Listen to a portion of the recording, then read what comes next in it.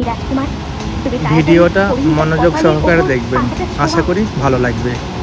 রাজপুত্র পরিণীতার কপালে পাতা ছোঁয়াতেই পরিণীতা জেগে উঠল।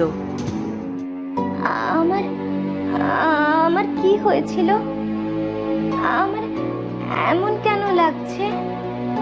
তোমার কিচ্ছু হয়নি পরিণীতা, তুমি এখন একদম ঠিক আছো। আমি বরং নাগমণির সাহায্য নিই। নাগমণি, আমি চাই এখনই পরিণীতা এই সুতো থেকে মুক্ত হোক। কিন্তু এর পরেও কিছুই হলো না। পরিণীতা আর রাজপুত্রের জীবনে নেমে এলো নতুন এক বিপদ। সুতোয় টান লাগতে শুরু করলো।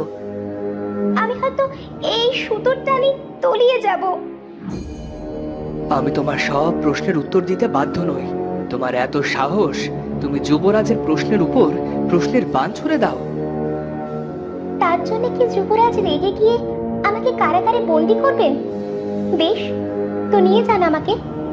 তখনই সুতোয় টান পড়ল। পরিণীতা অর্ধেকটা পানিতে ডুবে গেল। ওদিকে রাজপুত্র খুঁজে পেল সেই কালো পাহাড়, কিন্তু দৈত্যদের দেখে তার চোখ ছানা বড় হয়ে গেল। এই বিশাল আকারের দৈত্যগুলো দেখতে কি ভয়ানক! আমি কেমন করে পৌঁছাবো ওই কালনাগিনীর কাছে? যেমন করে হোক আমার পরিণীতাকে বাঁচাতে হবে। আমি বরং দৈত্যদের পায়ের মাঝ দিয়ে প্রবেশ করি। কিন্তু দৈত্যরা রাজপুত্রকে দেখে ফেলল। এক সাধারণ মানুষ হয়ে তুই ভেতরে প্রবেশ করতে চাস? আজ তো আমি তোর স্বাদ মিটিয়ে দেব। আমাকে যেতে দাও, আমার স্ত্রীর বিপদ, তাকে বাঁচাতে হবে। সবাইকে বাঁচানোর জন্য তো তাদের সৃষ্টিকর্তা আছে, তুই কে? নিজেকে কি উপরওয়ালা মনে করতে শুরু করেছিস? না, তবে উপরওয়ালা কারো না কারো মাধ্যম দিয়ে সাহায্য পাঠিয়ে দেন। কিন্তু আজ তোর মৃত্যুর জন্য তুই পায়ে হেঁটে এখানে এসেছিস। দৈত্য তখন রাজপুত্রকে তুলে আকাশের দিকে ছুঁড়ে দিল। হায় নিয়তি, আমার বাঁচার কোনো উপায় নেই। তবে খোদা, পরিণীতাকে দেখো। তখনই সেখান দিয়ে যাচ্ছিল পরী জেসমিন। রাজপুত্রের বিপদ দেখে সে তার জাদু দিয়ে রাজপুত্রকে ধরে ফেললো। ওদিকে রাজপুত্রকে উপরে ছুঁড়ে দেওয়ার পর রাজপুত্র যখন নিচে পড়লো না, তখন দৈত্য অনেক খুশি হলো। বাহ, আমার হাতে কি শক্তি! ওই মানুষটাকে এমন করে ছুড়ে দিয়েছি যে এই পৃথিবীর বাইরে চলে গেছে। আমি হলাম এই পৃথিবীর সবচেয়ে সেরা শক্তিধর দৈত্য। কি হয়েছে তোমার? তুমি এই কালো পাহাড়ে কি করছো? পরিণীতা কোথায়? ওই অভিশপ্ত সুতো পুকুরে পরিণীতা আটকে গেছে।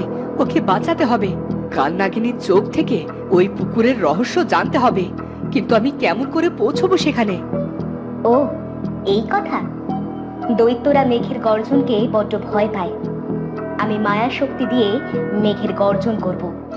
তুমি সেই ফাঁকে ভেতরে প্রবেশ করবে। আর সাবধান, নাগিনী বড্ড ভয়ঙ্কর। তোমার উদ্দেশ্য যেন সে কিছুতেই বুঝতে না পারে। তোমাকে অনেক ধন্যবাদ।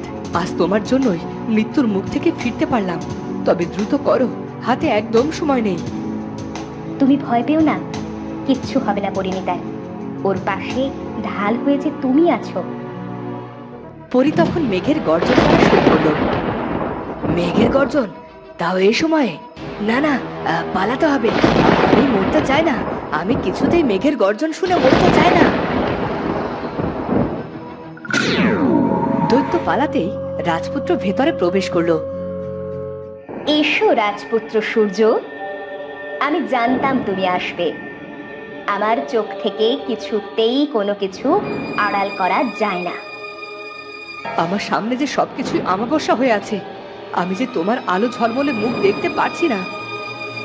চেহারায় কি যায় আসে? চাঁদেও তো কলঙ্ক আছে, তাই দূর থেকে দেখাই ভালো। যাকে কাছ থেকে দেখবো বলে জীবন বাজি রাখলাম, সে কি আমাকে দূরে সরিয়েই রাখবে? তাতে যে আমাকে অসম্মান করা হবে। আমার ভুল মার্জনা করবেন। তোমার কাছে তো এসব তুচ্ছ। রাজপুত্র তখন কালনাগিনীর সামনে দাঁড়িয়ে তার ঘোমটা খুলে দেয়। আর রাজপুত্র দেখতে পায় কালনাগিনীর চোখে লেখা রয়েছে, যুবরাজকে পানিতে ছুঁড়ে অভিশাপ দূর করো। যা চাওয়ার ছিল তা পাওয়া হয়ে গেছে। কালনাগিনীর চোখ দেখার পর সে সাপ হয়ে যায়। এমনকি আশপাশ থেকেও সাপ বেরিয়ে আসে। তারা রাজকুমারকে আক্রমণ করতে যায়। এবার এবার আমি কি করব? এদের সব বিষ তো এরা আমার উপরেই ঢেলে দেবে। তোমার এত সাহস! তুমি আমার চোখের লুকোনো শর্ত পড়ে নিয়েছো। তোমাকে প্রাণ নিয়ে ফিরতে দেব না আমি। আমাকে ছুলেও তুমি জ্বলে যাবে। আমাকে সাহায্য করেছো, এখন যেতেও দাও। আমি কোনো ঝামেলা চাই না। তুমি তো বেশ গুছিয়ে কথা বলো।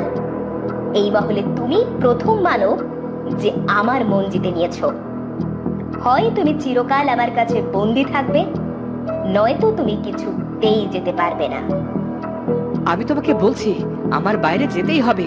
আমার স্ত্রী আমার ফেরার প্রহর গুনছে। বাঁচতে হলে তুমি শুধু আমার জন্য বাঁচবে, নয়তো তোমাকে মরতে হবে। কালনাগিনী রাজপুত্রের সামনে এগিয়ে আসতেই রাজপুত্র শ্বেত নাগিনীর মণি বের করে, আর মণির আলোয় সব সাপগুলো পালিয়ে যেতে শুরু করে।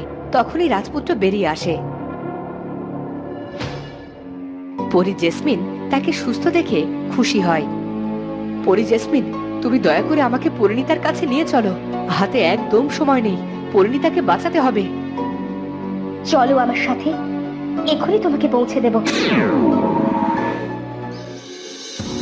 ওদিকে পরিণীতা গলা অব্দি পানিতে ডুবে আছে।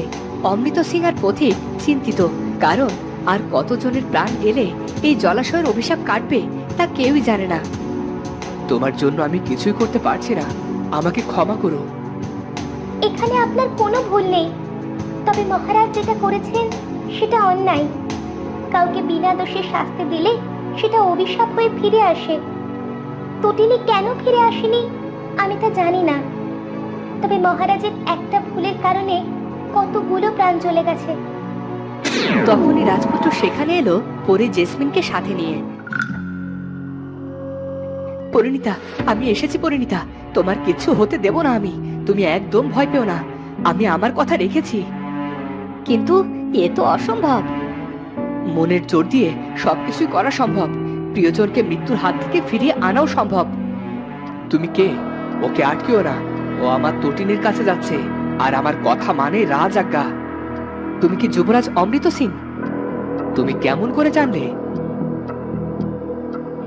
রাজপুত্র তখন কৌশলে অমৃত সিংকে পানিতে ছুঁড়ে ফেলে দিল,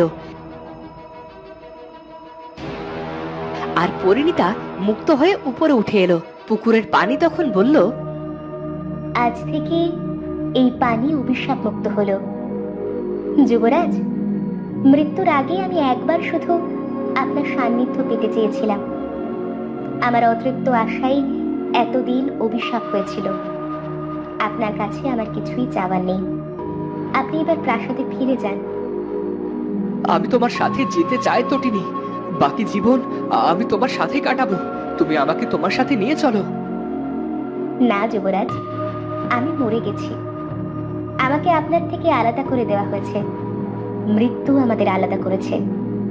আসলে ভাগ্য কখনো আমাদের একসাথে জুড়েইনি। আপনি ফিরে যান। যদি এই পৃথিবীতে আবারও নতুন জন্ম হয়, তবে আমি সেদিন তোমাকে জয় করে নেব। আবারও নতুন হয়ে ফিরে আসব। আমাদেরকে তখন আটকানোর আর কেউ থাকবে না। বেশ, তাই হবে। আমি আপনার জন্য ওপারেই অপেক্ষা করব। আপনি প্রজাদরদী যুবরাজ হয়ে রাজ্য পরিচালনা করবেন। প্রজারা অনেক কষ্ট সহ্য করে বেঁচে আছে। আমাকে যেতে হবে যুবরাজ, বিদায়। তটিনী, তটিনী, যেও না, যেও না তটিনী। আসুন যুবরাজ, তটিনী মুক্ত হয়ে চলে গেছে। পরিণীতা, তোমাকে অনেক কষ্ট সহ্য করতে হয়েছে। আমার উচিত ছিল তোমার খেয়াল রাখা। রাজপুত্র, আমি ঠিক আছি, কিন্তু তুমি এত ঝুঁকি নিয়েছিলে। যদি তোমার... সব ভালো তার, শেষ ভালো যার। যুবরাজ অমৃত সিং, আপনি প্রাসাদে ফিরে যান। তটিনী আপনাকে প্রজাদের খেয়াল রাখতে বলেছে। আপনার কাজই আপনাকে তটিনীর কাছে পৌঁছে দেবে। তটিনীর ইচ্ছের দাম আপনার দেওয়া উচিত। তুমি ঠিকই বলেছ, আমি চলি। আমার সত্যি অনেক কাজ, অনেক দায়িত্ব। আমিও চলি। আমি তোমার ফেরার জন্য অপেক্ষা করব। কথা দিয়েছিলাম। তোমরা ভালো থেকো। তোমরা রাজ্যের যুবরাজকে রাজকার্যে ফেরত পাঠালে। প্রজাদের সুখ আবারও ফিরে আসবে। তোমাদের অনেক ধন্যবাদ।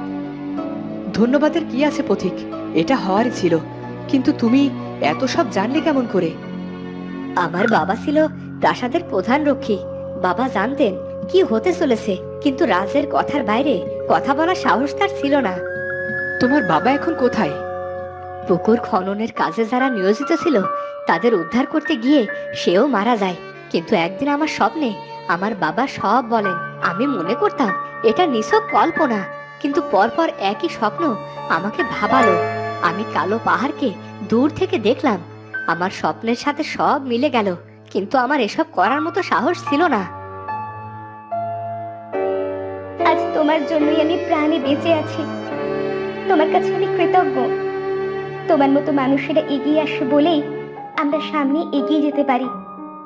এই আংটিটা রাখো ভাই, তোমার বিপদে উপকারে আসবে। আমি আপনাকে সাহায্য করেছি, এর প্রতিদান চাই না আমি। এক ভাইকে বোনের দেওয়া উপহার, এটা রেখে দাও, উপহার ফেরত দিতে নেই। ধন্যবাদ বোন, এবার তবে আসি। পথিক চলে যেতেই পরী জেসমিন ওদের কাছে এলো। তোমরা এবার সাথে চলো, পরিরানী তোমাদের নিয়ে যেতে পাঠিয়েছেন। ওখানে গেলেই বাকি কথা হবে। এসো। পরিরানী হঠাৎ এমন করে কেন ডাকলো? কোনো বিপদ হয়নি তো? তো বন্ধুরা, পরিরানী কেন রাজপুত্র আর পরিণীতাকে ডেকে পাঠালো সেটা জানবো আমরা পরের পর্বে। আর আজকের ভিডিওটি ভালো লাগলে অবশ্যই চ্যানেলটি সাবস্ক্রাইব করে বেল আইকনটি বাজিয়ে দিও। দেখা হচ্ছে পরের ভিডিওতে। ধন্যবাদ।